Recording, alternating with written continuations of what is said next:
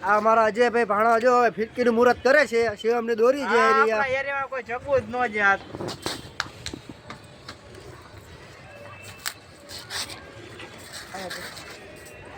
હવે જો આવી ગઈ આપણી દોરી હાથમાં હવે કોઈના ચગવા નથી દેવાના કાંકરા બાંગરા અમે રાતે બાંધી લીધા પતંગના પતંગ દેખાય છે આ મારા પતંગ આ મારા નયનભાઈ આ મારા દસુભાઈ